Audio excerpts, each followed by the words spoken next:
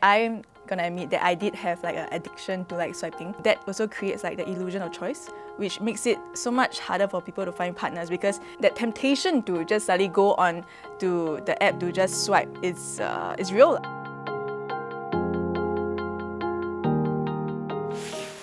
Hi everyone, my name is Maddie and today I hope to share about my online dating apps experience. Hi, my name is Shams and I also hope to share about my online dating experiences.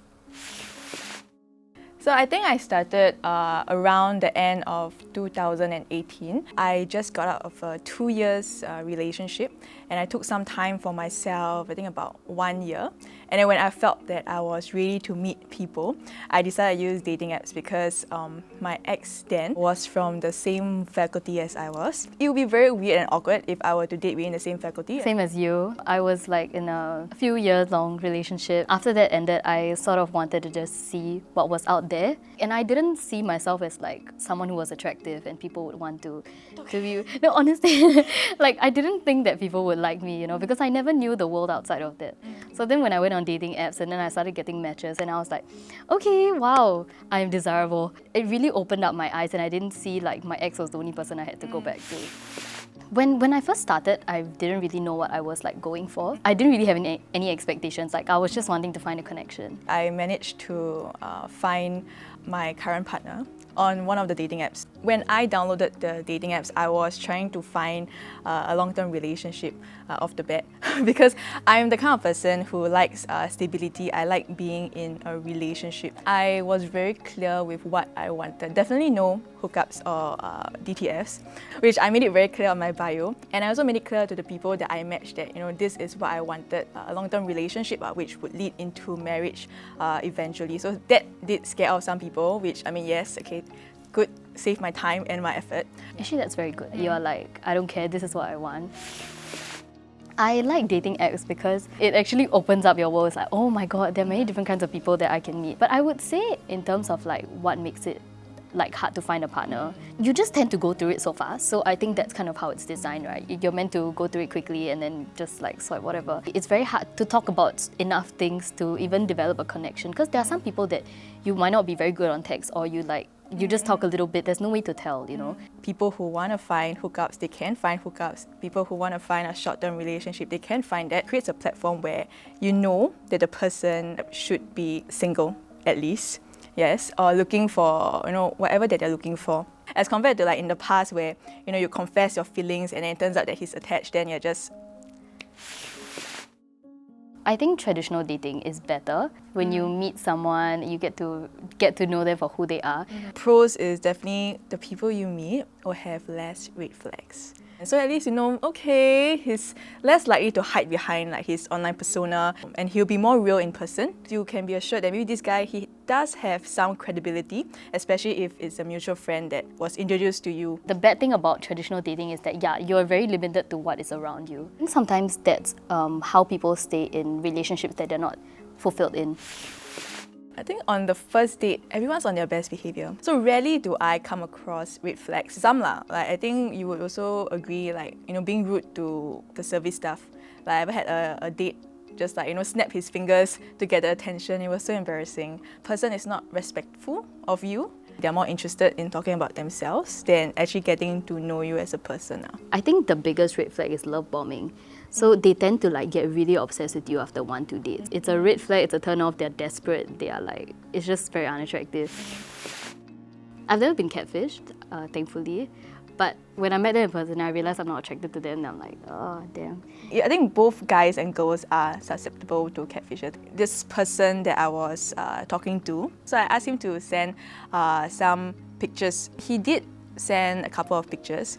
And he also showed me his Instagram handle. The picture on a dating app, I can't put my finger on it. It does look a little bit different. He did finally admit that, he used someone else's picture that closely resembled him. He didn't want people in his industry knowing that he was using dating apps. I did show the pictures to one of my friends, and it turns out that she knew him because he was dating one of her friends. And then I asked her how long were they together, and then it turns out that they were together for 6 years. What the guys say is quite suspicious, quite fishy. That's my experience with a catfish.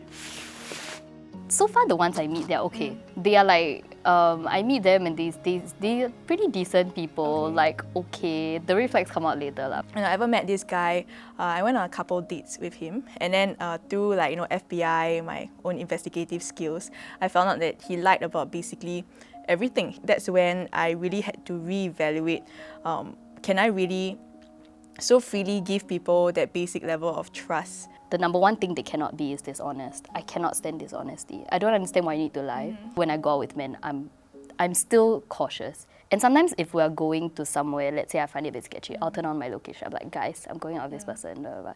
And I also let the guy know that I'm seeing that my location is on, and my friends know where I am. Okay. A lot of relationships are becoming shorter. The ease of being able to download dating apps and the illusion of being able to find someone better than the partner that you're with, it makes you less likely to, work through, that relationship problems together. It has also normalized people dating a lot of people at the same time. Maybe good and bad, because that person is really getting out there to know other people, and in the same process getting to know themselves also, what they want and what they don't want. But at the same time, it diminishes the importance of focusing your efforts on one person and seeing where it takes you. People have become a lot more like a sport for choices. You don't understand the amount of effort and pain and time it takes to commit to one relationship. We cannot forget that relationships always take a lot of work and it's hard. Just because you have another option, it doesn't mean it's better also. I'm just amazed. Like every time I meet someone who's met online, I'm like, wow, so how did that work out? I do hear that there's some stigma against it. I don't really understand why there's a stigma, because I think it's pretty normal to date online. And if you get to meet online, I think that's wonderful. Well, you're dating someone you met online. Yeah. It's quite normal right now, right? There's so many couples that have met online that have moved on to have, beautiful relationships. Most of my social circle are using dating apps. Yeah. So there was a little bit of stigma in the past, because I think a lot of people didn't understand. Over time, with more and more people getting on board with dating apps and realizing that dating apps help complement their, hustling lifestyle. Nobody got time to meet people organically. That helps to remove the stigma around dating apps.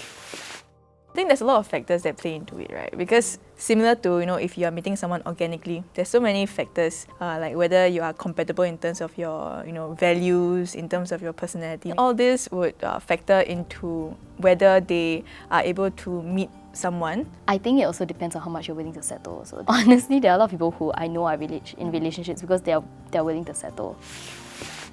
I've learned about what I want. I learned about what I don't want.